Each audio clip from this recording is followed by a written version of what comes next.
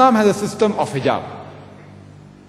Normally, the Islamic speakers, they always speak about hijab for the women. But Allah subhanahu wa ta'ala in the glorious Quran first speaks about the hijab for the man and then for the woman. The Quran says in Surah Nur chapter number 24 verse number 30 that say to the believing man that he should lower his gaze and guard his modesty. Whenever a man looks at a woman and any brazen thought comes in his mind, any unashamed thought comes in his mind, the Quran says he should lower his gaze. There was once my friend who was a Muslim who was staring at a girl for a long time. So I told him, brother, what are you doing? It's not allowed in Islam. So he told me, our beloved Prophet said, the first glance is allowed, the second is prohibited. I have not yet completed half my glance. What did the Prophet mean by saying the first glance is allowed, the second is prohibited? That doesn't mean you can look at a woman and for 10 minutes you can look at her without blinking. You stare at her without blinking for 10 minutes. What the Prophet meant, that if you look at a woman unintentionally, don't intentionally look at her again, stare at her again. The next verse speaks about the hijab for the woman. The Quran says in Surah Nur chapter number 24 verse number 31 that say to the believing woman that she should lower her gaze and guard her modesty, and display not her beauty except what appears ordinarily of, and draw her veil over the bosoms, and display not the beauty except in front of her husband, her father, her sons, and a big list of mahram, the close relatives who she can't marry is given. And the criteria for hijab are given in the Quran and the Sahih Hadith. There are basically 6 criteria. For the man, the extent is from the navel to the knee. For the woman, the complete body should be covered. The only parts that can be seen are the face and the hands up to the wrist. Some scholars say that even this should be covered. The remaining 5 criteria are the same for the man and the woman. The second is, the clothes they wear, it should not be so tight that it reveals the figure. Third, it should not be transparent so that you can see through.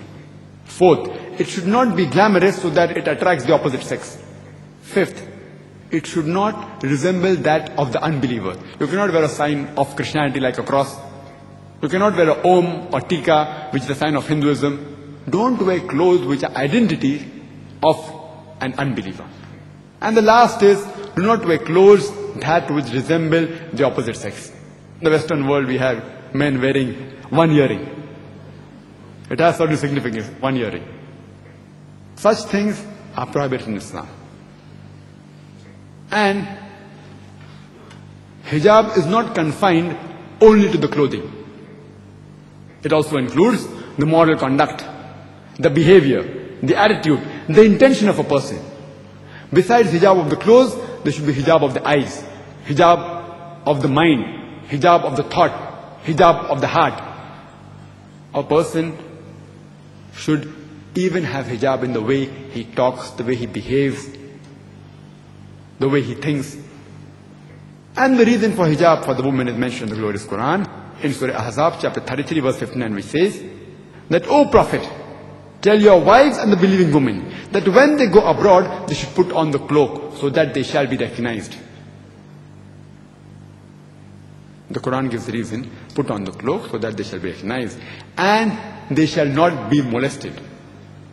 The Quran says hijab has been prescribed to prevent the woman from being molested.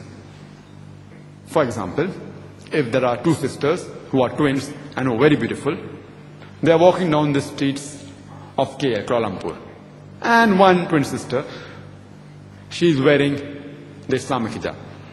That is complete body covered except the face and the hands up to the wrist. And the other twin sister was equally beautiful, very beautiful. She is wearing the Western clothes, the skirt or the mini.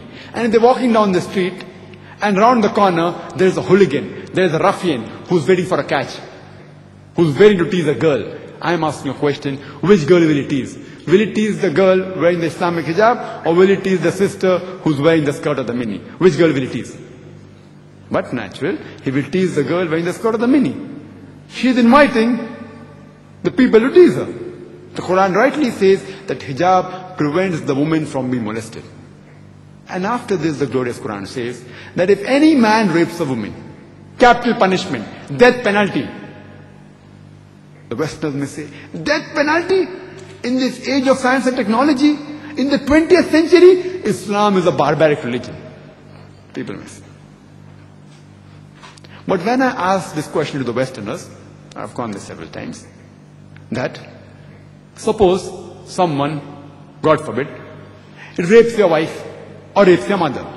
And if suppose you meet the judge and the rapist is brought in front of you, what punishment will you give him?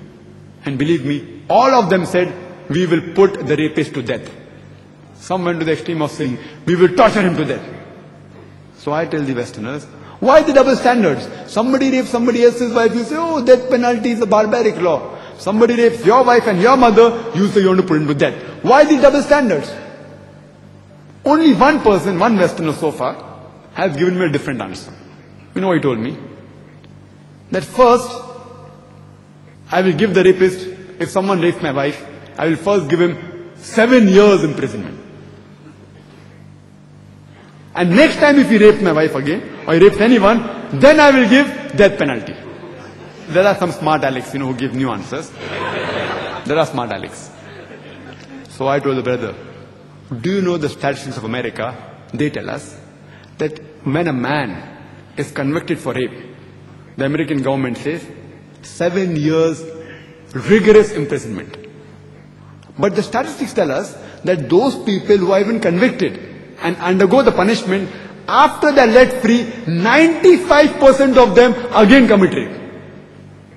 So I told that Westerner, that American, if you like your wife to be raped again, you are most welcome to give 7 years and then put him to death. I wouldn't like that. I'd put him to death on the first time, irrespective whether he rapes my wife or your wife. If you like your mothers to be raped again and again, you can try that law. And then he got the shock of his life, and I told the statistics. He said, if that's the case, then even I would put him to death the first time. Islam has the solution. Today in America, according to statistics, according to the FBI statistics of 1990, it said that throughout the year, in the year 1990, 102,555 cases of rape were reported. And it said that out of the cases that were reported, only 16% of the total cases were reported. If you want to know the total number of rape that took place, multiply the figure by 6.25 and you get an answer of 640,968 cases of rape took place alone in the year 1990. If you divide this figure by 365, the number of days, every day on average in the year 1990, 1,756 rapes took place. I read another statistics later on, which said that every day more than 1,900 cases of rape take place in USA alone. The year was not given, maybe it was 92, 93, the American got more bold, 1,900. That means every 1.3 minutes, one case of rape is taking place. I'm here since more than last time. Already, more than 40 rapes may have taken place in USA. I'm here for 1 hour, and 40 rapes may have taken place in USA.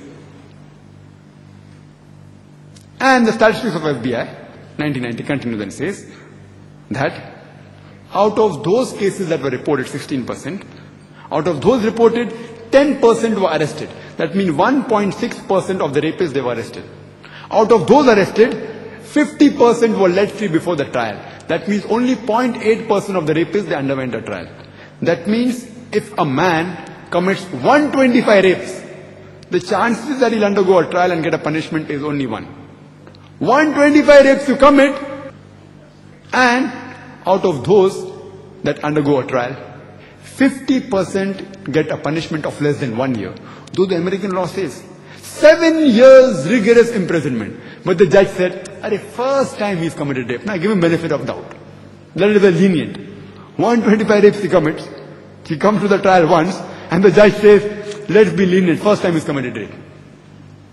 These are the statistics of FBI of USA. I'm asking a question. If you implement the Islamic Sharia in USA, that every man, when he looks at a woman, he should lower his gaze. When any brazen thought comes in his mind.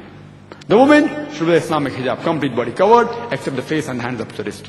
And after this, if any man commits rape, capital punishment, death penalty. I'm asking a question. Will the rate of rape in America, will it increase? Will it remain the same, or will it decrease? It will decrease. It's a practical law. You implement the Sharia and you get results. And Islam, alhamdulillah, as I said, has the solution to the problems of mankind.